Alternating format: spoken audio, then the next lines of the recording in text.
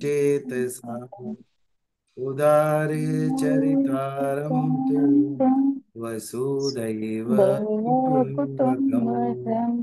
ॐ स्वस्ति न इन्द्रो वृत्रश्रवाः स्वस्ति न पूषा विश्ववेदाः स्वस्ति नस्तार्क्ष्यो अरिष्टनेमि स्वस्ति नो बृहस्पतिर्दधातु।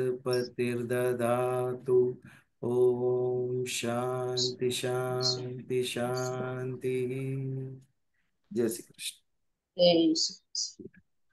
अच्छा, नीता बेन हाँ। भजन शुरू कर जाए।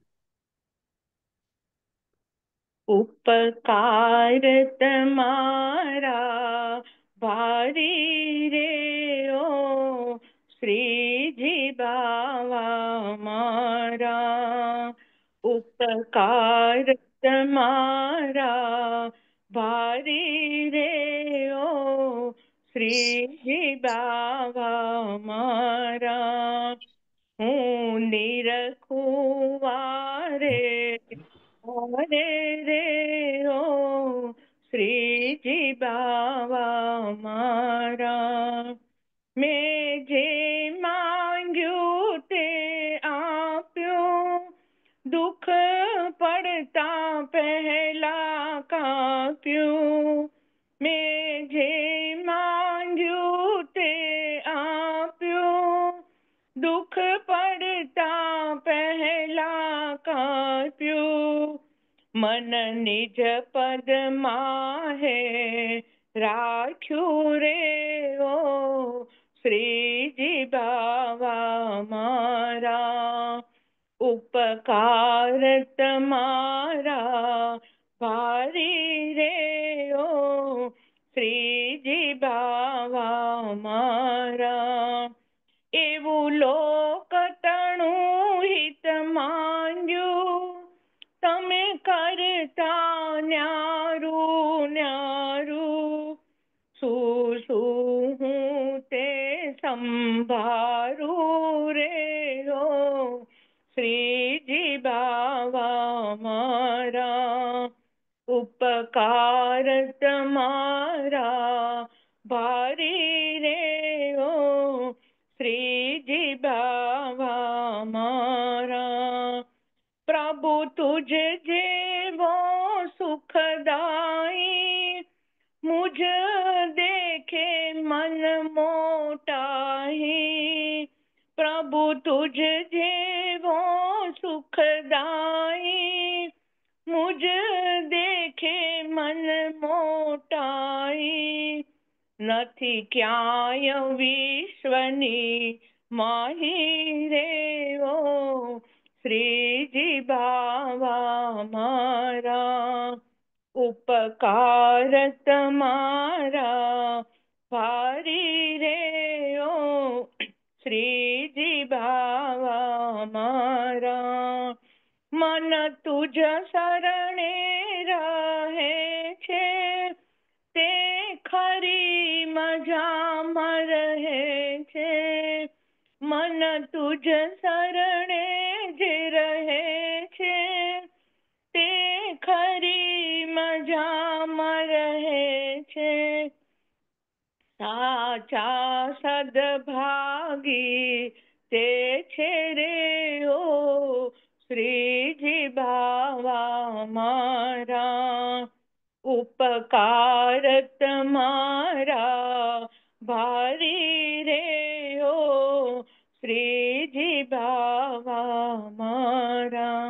कृष्ण कन्हैया लाल की जय। સરસ સરસ नीता बेन। સરસ, થેન્ક યુ। જયશ્રી બેન બ્રહ્મ નિર્વાણ તમે મ્યુટ છો।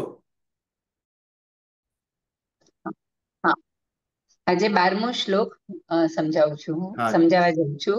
જરૂર। આપણે થયો નથી, મેં પ્રયત્ન કર્યો છે, કદાચ કઈ ભૂલ થઈ ગઈ હોય। ભગવાન સાચવી લેશે બધું। હા, એ બરાબર। ચલો બોલો। ओमित्येकाक्षरं ब्रह्म व्याहरन् मामनुस्मरन् यः प्रयाति त्यजन् देहं स याति परमां गतिम्। यह श्लोक श्रीमद् भगवत गीता के 8वें अध्याय अक्षर ब्रह्म योग से लिया गया है। इस अध्याय में अर्जुन भगवान को प्रश्न करते हैं कि वशीभूत अंतःकरण वाले मनुष्य को अंतकाल में आप कैसे जानने में आते हो। अब इस श्लोक के शब्दार्थ में जाएंगे। श्री कृष्ण कहते हैं कि योग धारणा में सम्यक प्रकार से स्थित हुआ जो साधक ओम इस एक अक्षर रूप ब्रह्म का उच्चारण करता हुआ और उसके अर्थ स्वरूप ब्रह्म का चिंतन करता हुआ शरीर का त्याग करता है, वह परम गति को प्राप्त होता है। यह बात उस योगी के बारे में कही गई है जो निर्गुण निराकार का उपासक है, जिसका अपनी इंद्रियों पर पूरा नियंत्रण है, जिसने अपने मन का पूरी तरह से निरोध किया हुआ है। उसे अपने योग बल से निर्गुण निराकार की प्राप्ति हो जाती है। Very nice. वेरी बहुत नाइस, सुंदर प्रयास किया और परफेक्ट भावार्थ कहा। Thank you. भगवान ने साथ आप्यो। हाँ, 101%। अभी नेक्स्ट टाइम हमें 13वां श्लोक न रूपमस्येह तथोपलभ्यते, ये कौन कहेगा? अभी से हम निश्चय कर लेते हैं यहाँ पर। I दिव्या was में। to do it, but अगर हाँ, ओके ओके, 31 को मैं नहीं रहूंगा तो यस यस यस। आपके बाद मीनल बेन कहने वाले थे, मैं उनसे बात कर लूंगा। तो मीनल बेन विल से, भजन और ब्रह्म निर्वाण will decide later on the group. બ્રહ્મ નિર્વાણ હું हाँ जी, કહીશ, कौन? બ્રહ્મ નિર્વાણ હું બોલીશ. હા ચોક્કસ, ચલો એ નક્કી Decide થઈ કરો. ગયું. હા. હવે ભજન નું રહ્યું, એ જેને પણ ઈચ્છા હોય. चलो तो आगे बढ़े। श्रीमद् भगवत गीता अध्याय अध्याय 8 अक्षर ब्रह्म योग। पिछली बार 8वें श्लोक पर हमने चिंतन किया। अभ्यास योग युक्तेन चेतसा नान्यगामिना, जिसका चेतस यानी चित्त अभ्यास योग से युक्त है। युक्त यानी जुड़ा हुआ। जो हम अभ्यास करते हैं उसके बाद, अभ्यास की हमने व्याख्या की। अभ्यास किसे कहते हैं? लक्ष्य पे से जब मन हट जाता है तो पुनः मन को पकड़कर उस लक्ष्य के ऊपर लगाना, इसे अभ्यास कहते हैं।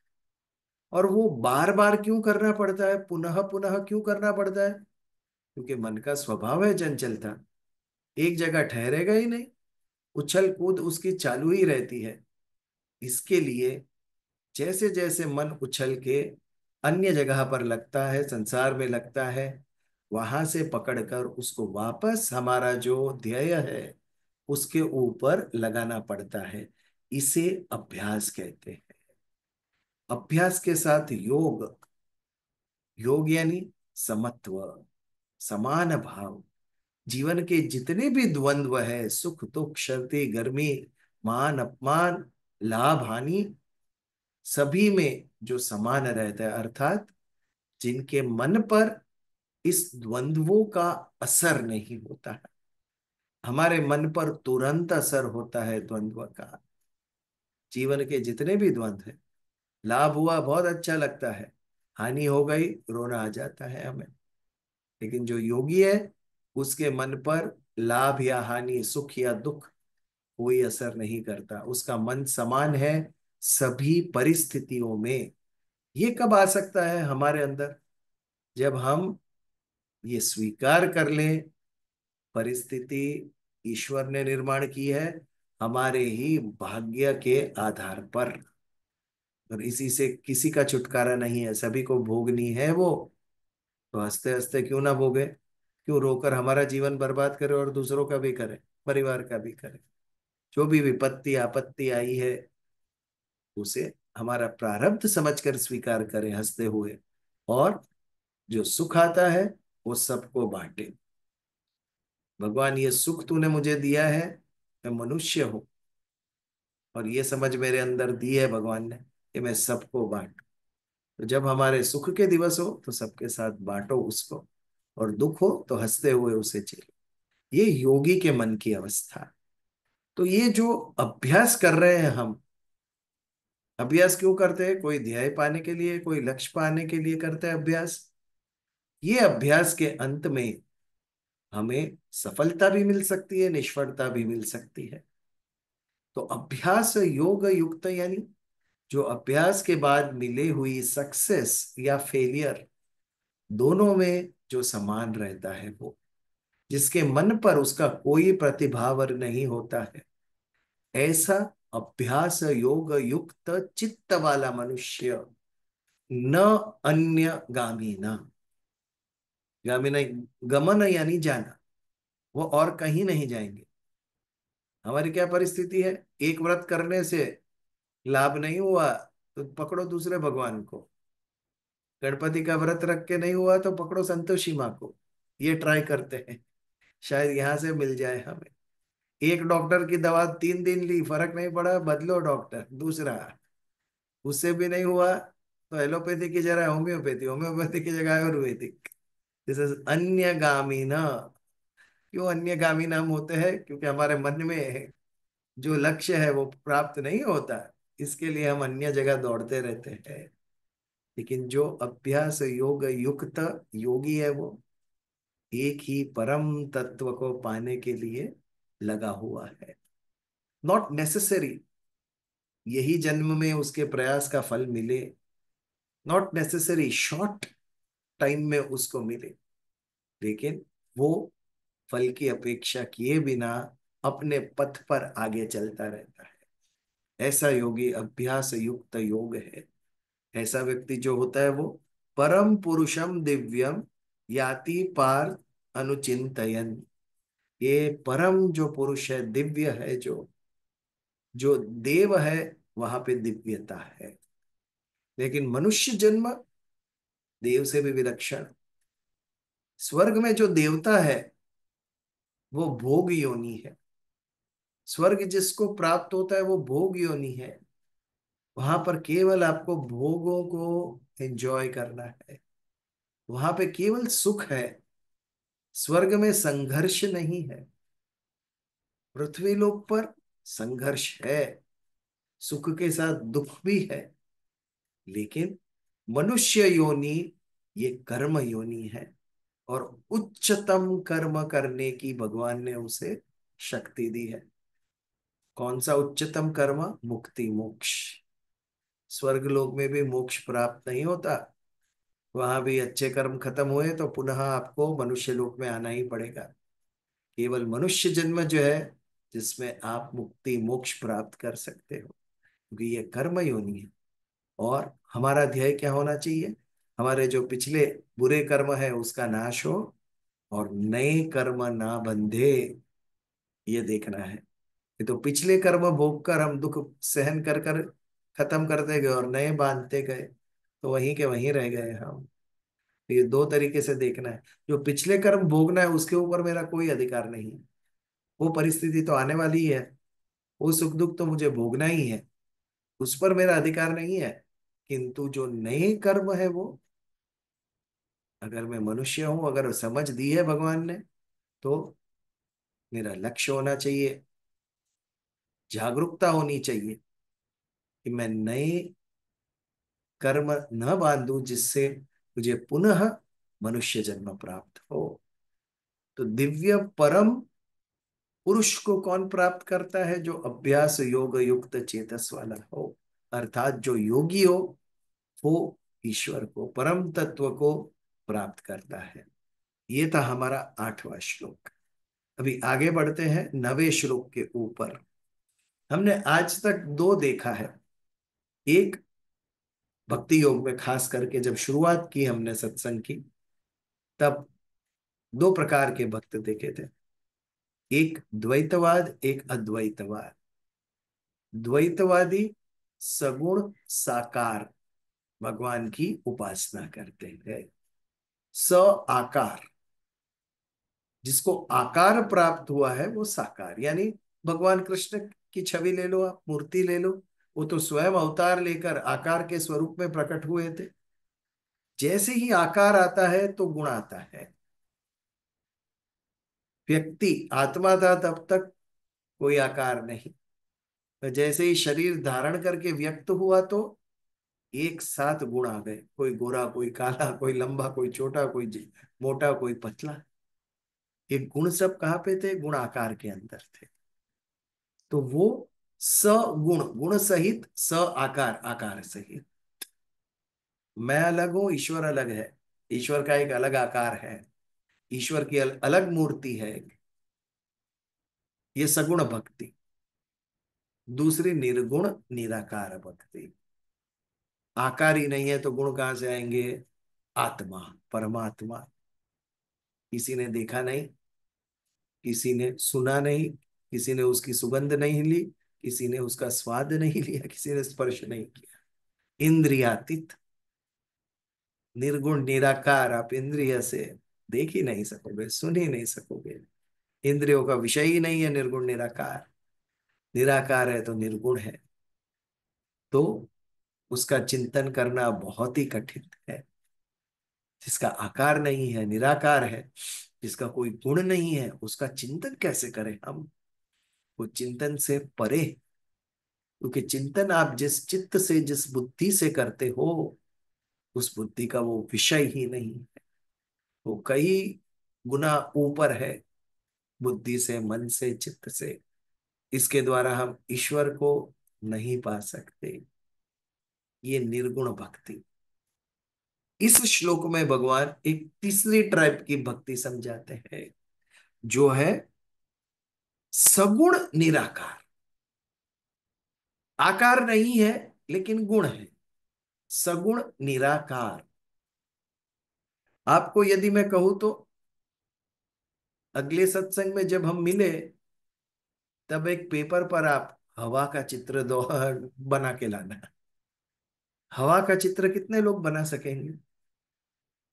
हवा को आकार ही नहीं है तो चित्र बनाओ कैसे आप? आप पेड़ का चित्र बनाओ, पक्षी का बनाओ, पर्वत का बनाओ, नदी का बनाओ। हवा का चित्र मैं कैसे बनाऊं? क्योंकि हवा को आकार ही नहीं है। I cannot draw it. आंखों का विषय ही नहीं है वो हवा। आकार नहीं है, निराकार है, लेकिन गुण है हवा को। कौन सा गुण है? ठंडी और गर्मी की अनुभूति हमको हवा से होती है। यानी हमारी जो त्वकेंद्रिय है, त्वचा, स्पर्श, स्पर्श का वो विषय है। स्पर्श के द्वारा हमें पता चलता है ठंडी ठंडी ज्यादा गर्म। है, हवा ज्यादा चल रही है कि नहीं। और योग देखो, आज सत्संग शुरू होने से पहले हम कनाडा की बात कर रहे थे। कनाडा की बात आती है तो कनाडा इज वेरी विंडी, ये बात आती है उसकी। तो हवा जो है उसको गुण है, लेकिन उसको आकार नहीं। तो ये सगुण निराकार, ये भी एक स्वरूप है परम तत्व का। इस स्वरूप के गुण हम 9वें श्लोक में देखेंगे। आपके सामने यदि भगवत गीता है तो आप भी पढ़िए, लेकिन इसका छंद अलग है। अनुष्टुप छंद नहीं है। बट जैसे हम 15वें अध्याय के श्लोक बोलते थे, न रूपमस्य तथोपलभ्यते, उस तरीके से राग में हम ये कह सकेंगे। अनुष्टुप छंद में नहीं बोल सकेंगे हम। तो 9वां श्लोक हम पढ़े। कविं पुराणं मनुषाशितारम् अणोरणीयासमनु अनुस्मृत्य सर्वस्य दातारमचिन्त्य रूपम् आदित्यवर्णं तमसः परस्तात्। यस, ऐसे पढ़ना है ये श्लोक को। इसके एक एक करके हम गुण देखते हैं। सबसे पहले परम तत्व को कहा गया कवि। कविम। कवि शब्द जब आप सुनते हो तो आपके मन में किसकी कल्पना आती है? जावेद अख्तर की, गुलजार की? कवि के जब हमारे सामने शब्द आता है तो कवि यानी कविता लखनऊ। कविता लगता है, वो कवि, पोएट जिसे हम कहते हैं। बट ये बिल्कुल सत्य नहीं है व्हेन इट कम्स टू अध्यात्म। अध्यात्म के विश्व में जो सर्वज्ञ है वो कवि, जो ज्ञानी है वो कवि। आज हमारे जो पोएट है, जो कविता लिखते हैं, वो भी ज्ञानी है। आसान काम नहीं है कविता लिखना। है कोई स्कूल जहाँ कविता लिखना सिखाए आपको? इम्पॉसिबल। गाना सिखाते हैं, संगीत सिखाते हैं, वाद्य सिखाते हैं, कविता लिखना कोई नहीं सिखाता। अति कठिन, क्योंकि वो स्फुरण है, मन से विचार आते हैं। You can't make others to think. आप सोचना नहीं सिखा सकते हो किसी को, अपने आप वो स्फुरण होता है। तो कवि यानी ज्ञानी।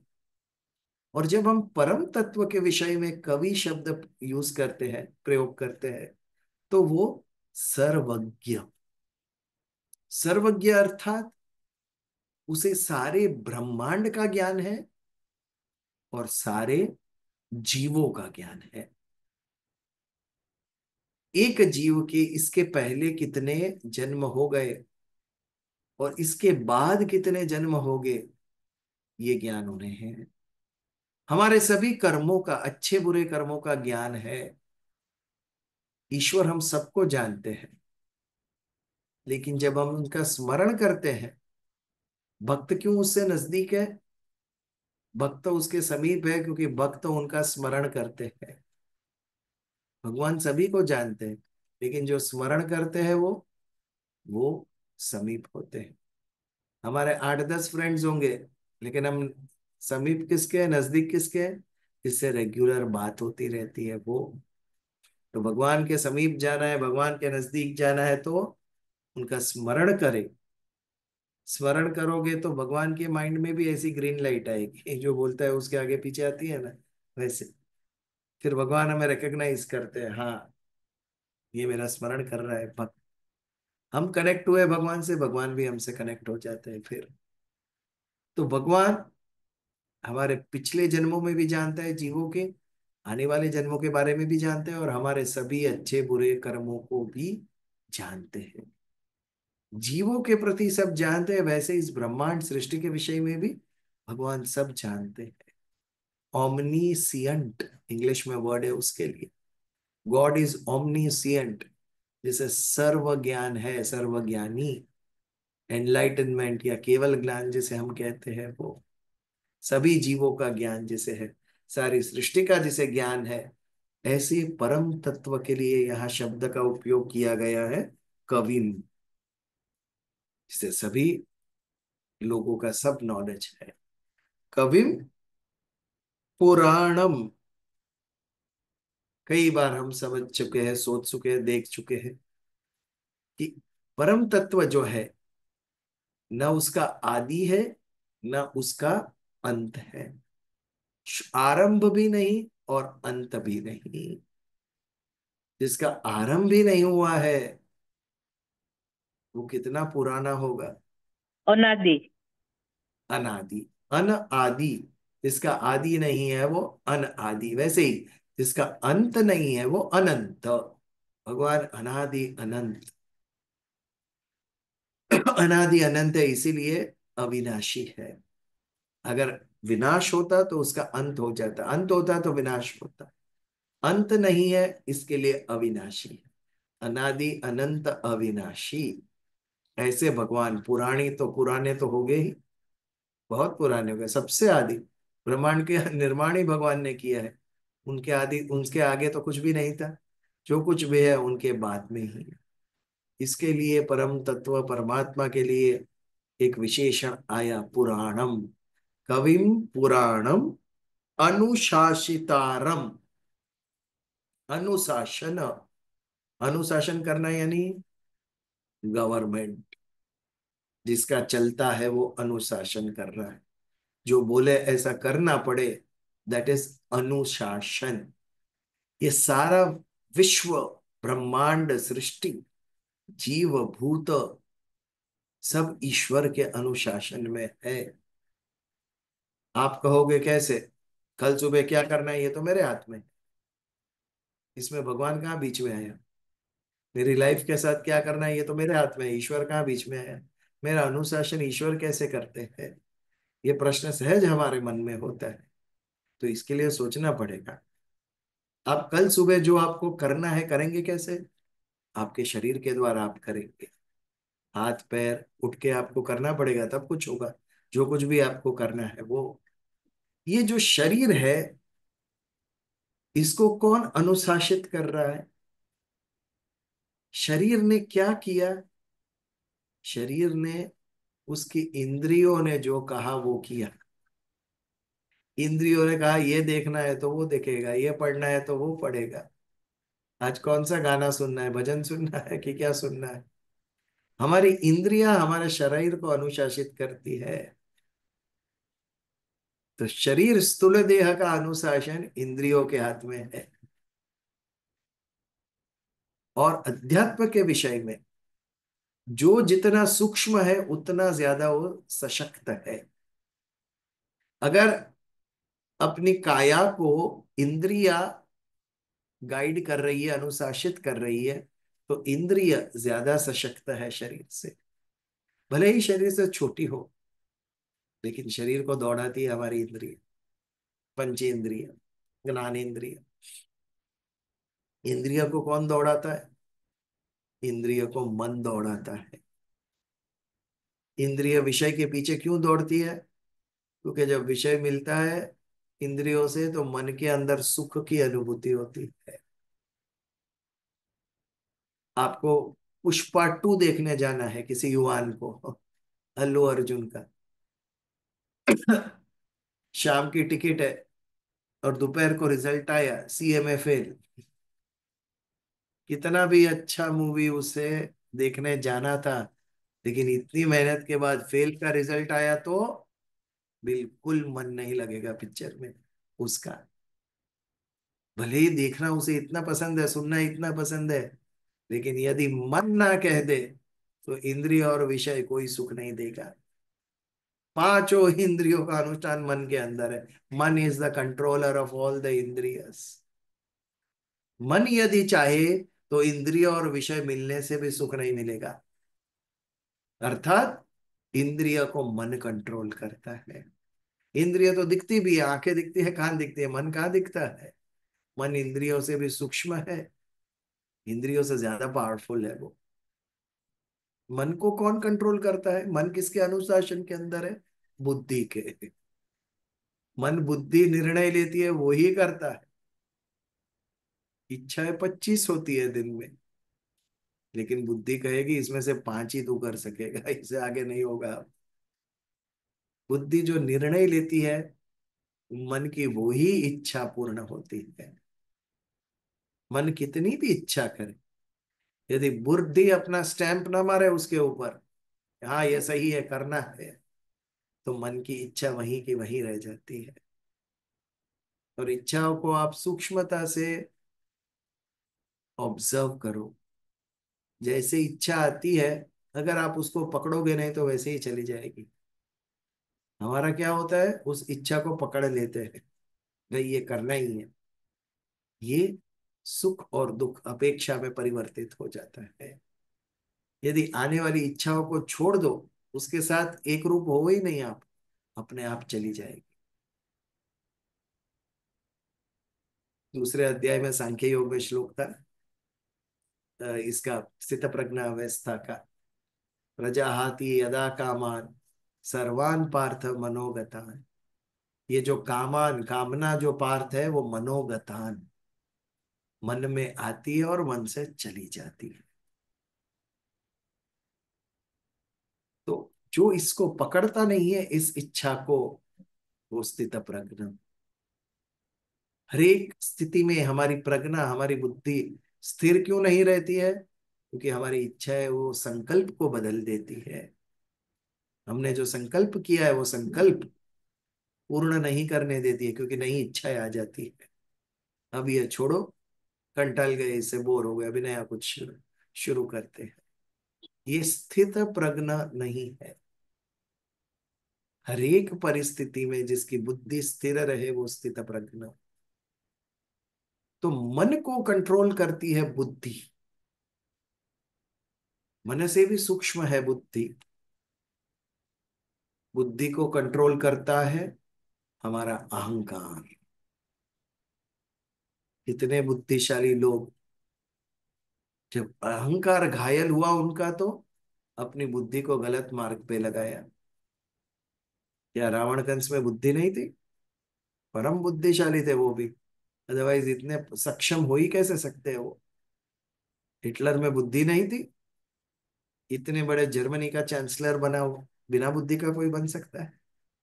लेकिन जब अहंकार जागृत हुआ कि मेरे सिवा कोई नहीं, इस सारी पृथ्वी पर मेरा आधिपत्य होना चाहिए, तो आपके अहंकार के आगे आपकी बुद्धि भी झुक गई। 21 साल का लड़का ग्रीस से इतना बड़ा सैन्य लेकर भारत तक आता है 2000 साल पहले, सिकंदर। ये बुद्धिशाली था कि बिना बुद्धि का था ये व्यक्ति? ये जीवन का ध्येय क्या है? इतनी नरहत्या करना, इतना रक्तपात, इसके लिए मनुष्य जन्म मिला है? एक ग्रीस से उठकर भारत तक आया, और 1001 साल पहले मंगोलिया में एक शासक हुआ, क्रूर चंगेज खान। वो मंगोलिया चाइना से लेकर हंगेरी यूरोप तक उसने रक्तपात किए, युद्ध किए, कत्ल किए। क्यों? नंबर 1, विश्व का सबसे बड़ा सम्राट मुझे बनना है, इतिहास में मेरा नाम आना चाहिए। ये बुद्धि है कि दुर्बुद्धि है? तेरे अहंकार के लिए इतने बेजान लोगों, इस बेगुनाह लोगों की हत्या कर दी इन लोगों ने।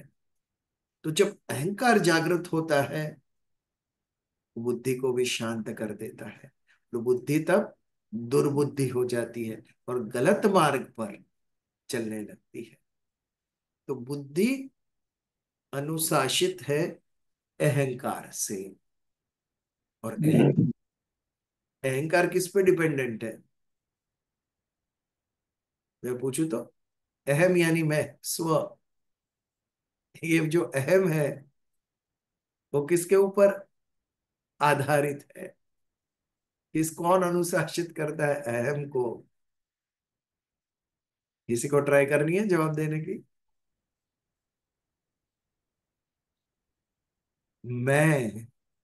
मैं कब तक हूं? जब तक मेरी आत्मा है तब तक मैं हूं। मेरा अहंकार मेरी आत्मा के ऊपर निर्भर है। आत्मा है तो अहंकार है। जिस दिन आत्मा चली गई, इस दिन मैं भी गया। चंगेज खान हो या सिकंदर हो, सबको जाना है। जिस दिन आत्मा गई उस दिन अहंकार भी गया उसका। तो अहंकार आत्मा पे निर्भर है। आत्मा किसके ऊपर निर्भर है? आत्मा उस परम दिव्य तत्व के ऊपर आधारित है। उस परम तत्व का अंश है मेरी आत्मा, और उसे उसी तत्व में वापस विलीन होना है। तो परम तत्व जो है वो समग्र विश्व का अनुशासन कर रहा है। ये एक जीव के बारे में हमने समझा, वैसे ही जड़ सृष्टि का भी अनुशासन वो इस परम तत्व के द्वारा हो रहा है। अल्टीमेटली आप सब्सटेंस, मैटर, पदार्थ, इसको भी यदि आप तोड़ते जाओ, सूक्ष्म करते जाओ, तो अल्टीमेटली उसमें से केवल ऊर्जा निकलेगी। ये जो ऊर्जा है, एनर्जी, वो ही परम तत्व है, वो ही आत्मा है। व्हाट इज आत्मा? आत्मा एक प्रकार की एनर्जी है। और देखो, फिजिक्स ने भी इसकी क्या अच्छी डेफिनेशन की, परफेक्ट डेफिनेशन की। एनर्जी की डेफिनेशन, ऊर्जा की डेफिनेशन फिजिक्स ने क्या की?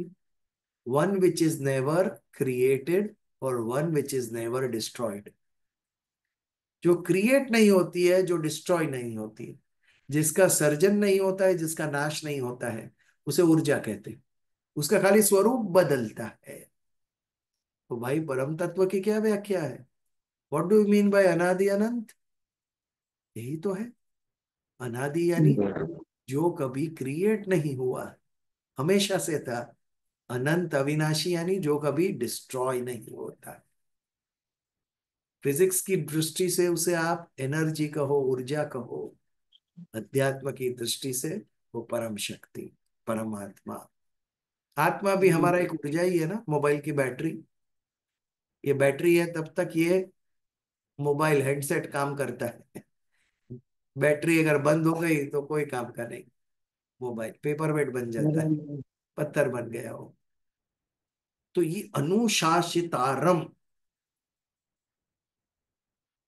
हम निराकार के गुण के विषय में सोच रहे हैं। सगुण निराकार, आकार नहीं है लेकिन गुण है जिसके अंदर वो। पहला हमने देखा कवि, दूसरा अनुशासितारम, ब्रह्मांड के अणु अणु को, हर एक भूत जिसमें जीव है, लाइफ है, हर एक भूत को भी जो अनुशासित करता है वो ये परम तत्व है। तो कविम पुराणम अनुशासितारम, तीन गुण देखे। चौथा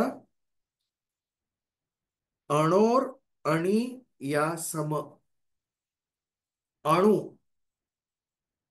एटम जिसे कहते हैं, उसके लिए हमें शब्द क्या प्रयोग किया, अणु, अणु बॉम्ब। अणु यानी मैटर, सब्सटेंस, पदार्थ का सबसे छोटा अंश, इसे हम अणु कहते हैं। अणुर अणोरणीयम यानी अणु से भी छोटा, अति सूक्ष्म, माँ। अणु का भी अणु, ऐसा है ये परम तत्व। कितनी बड़ी, कितना बड़ा कॉन्ट्राडिक्शन, विरोधाभास। विश्व का सबसे पावरफुल शस्त्र विश्व के सबसे छोटे अणु से बना हुआ है।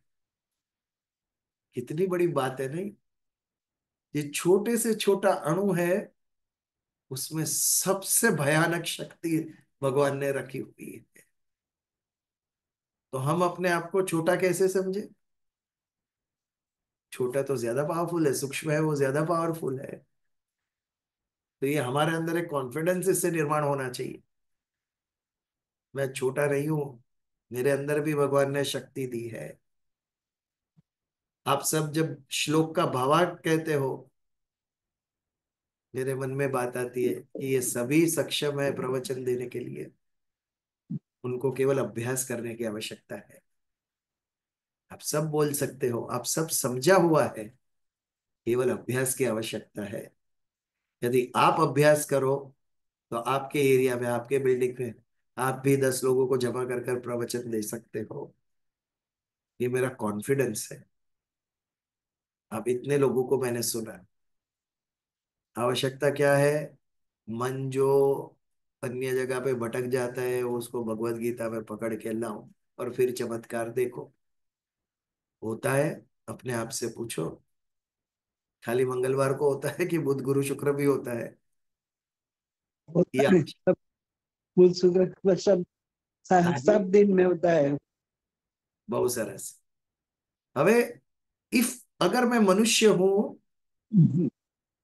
तो जब मुझे कुछ आता है तो मेरे अंदर सहज एक भाव प्रकट होना चाहिए, मैंने जो समझा है मैं अन्य को भी समझाऊंगा। यदि एक डॉक्टर ने कोई दवाई ढूंढी कोई डिजीज की, तो वो क्या अपने परिवार तक सीमित रखा उसने, ये सारे विश्व के कल्याण के लिए उसने सबसे बांटा। ये मनुष्यत्व। आज अगर मुझे सुख की चाबी मिली है तो मैं खाली मेरे पास नहीं रखूंगा, उसकी डुप्लीकेट बना सबको के बांटूंगा। सबको दूंगा। मकरंद दवे गमतू जो मड़े तो गूंजे ना भरिए, गमता नो करिए गुलाल। गुलाल जैसे उड़ाते हैं हम सबके ऊपर, वैसे सबको स्पर्श करो, आपको जो सत्य समझाया उसका।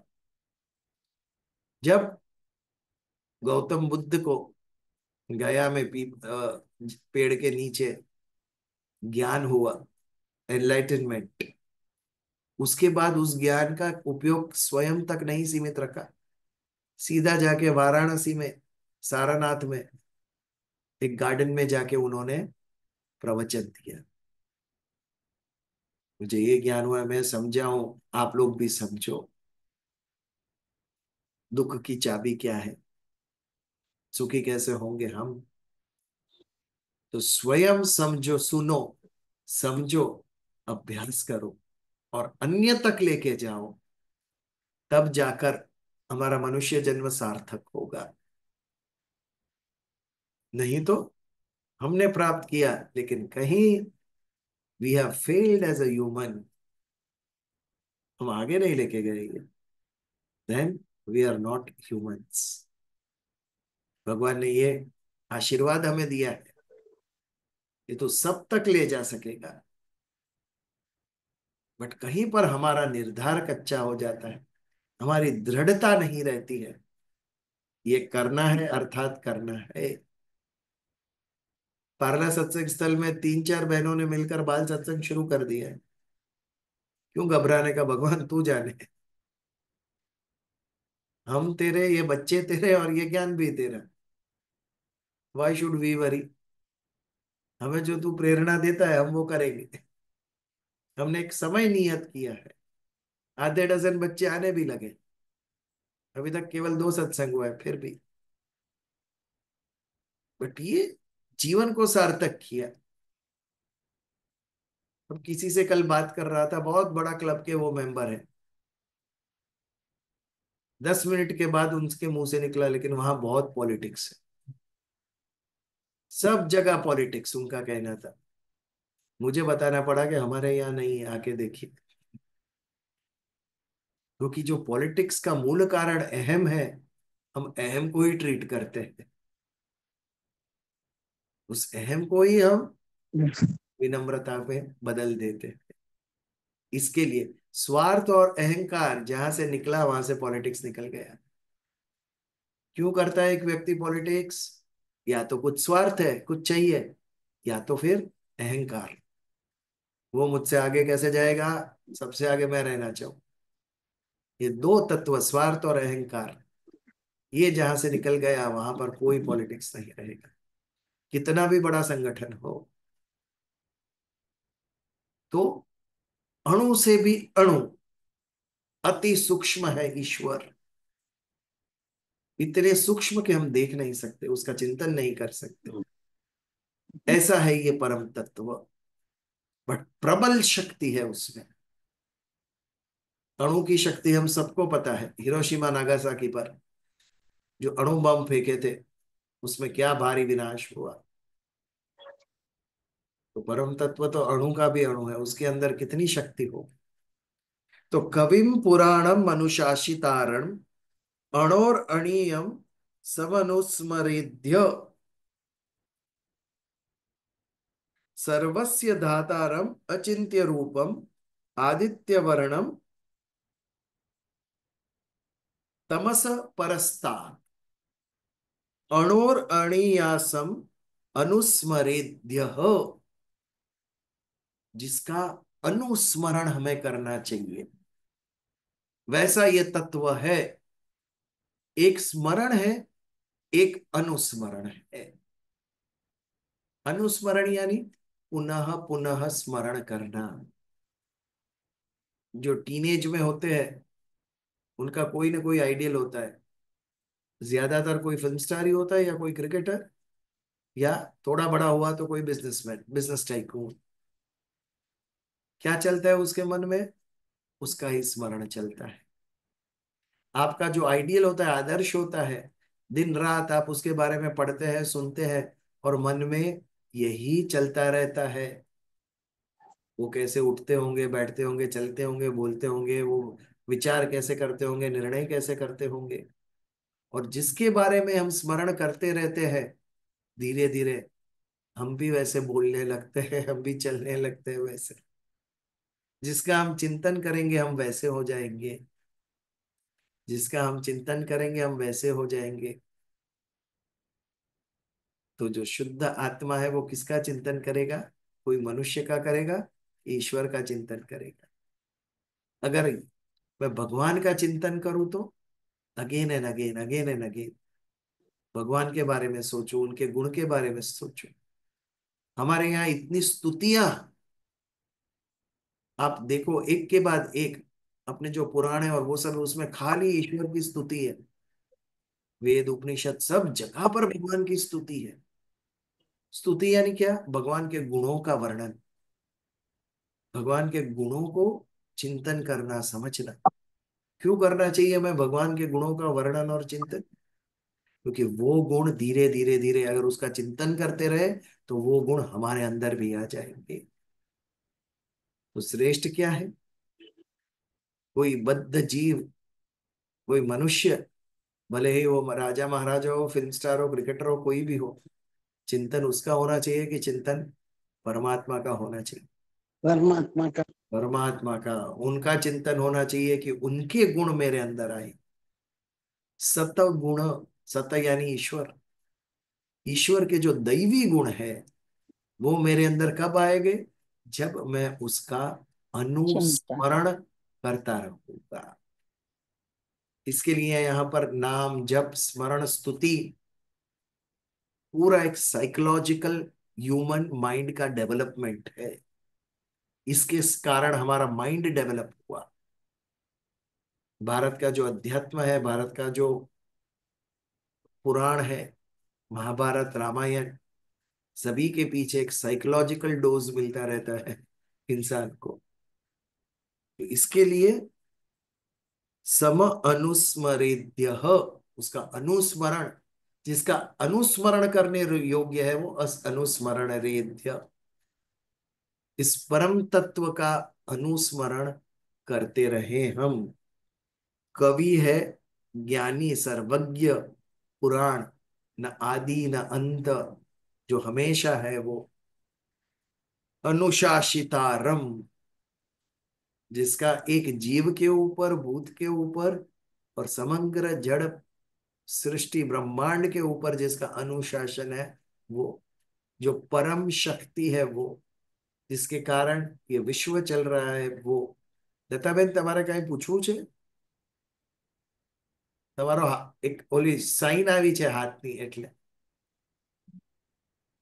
એ એની ભૂલથી આવી सॉरी, ગઈ। भूल थी આવી गई હશે। હાજી હાજી હાજી। सॉरी। हाँ, नो प्रॉब्लम। अनुशासितारम, अणोर अणीयम, अणु से भी जो सूक्ष्म है वो, और अनुस्मरेद्य, जिसका अनुस्मरण हमें करना चाहिए, अगेन एंड अगेन, पुनः पुनः जिसका स्मरण करना चाहिए। क्यों करना चाहिए? उसका स्मरण करेंगे हम तो उनके गुण हमारे अंदर आएंगे। जैसे अनुस्मरणीय ये परम तत्व है। तो ये हमने कुछ 9वें श्लोक के फर्स्ट लाइन के सगुण निराकार परम तत्व के गुण देखे।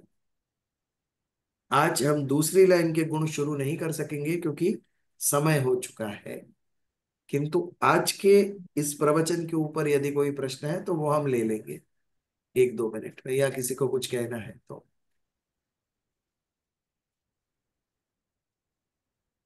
आज सत्संगी सब शांत है। कभी कभी ऐसा विषय आ जाता है जिसके ऊपर चर्चा करनी कठिन है, या जो ઘણી सब। એક લાઈનમાં ઘણું બધું આવી ગયું એટલે हाँ जी, हाँ जी। सत्य पर चर्चा न થાય। तो एनी क्वेश्चंस और प्रार्थना करें। चलिए। આજે જાણવા ઘણું મળ્યું, એમને। સ્ટેપ બાય સ્ટેપ આમ हाँ जी। ઇન્દ્રિયો જાણવા ઘણું મળ્યું, સ્ટેપ બાય સ્ટેપ ઇન્દ્રિયો, મન, આત્મા, એટલે ખરેખર દિલ એકદમ ખુશ થઈ ગયું કે આજે હવે હવે તમને જે જાણવા મળ્યું ને તમને આનંદ થયો એ બીજા 2 જણને તમારે આપવાનો છે। ચોક્કસ ચોક્કસ પ્રયત્ન કરો, બધું થશે। જો પ્રયત્ન કરવાથી તમે લોકો શ્લોકના ભાવાર્થ સમજાવવા માંડી ગયા, બધું શક્ય છે। બહુ જ શક્તિ આપી છે આપણા બ્રેનમાં ભગવાને।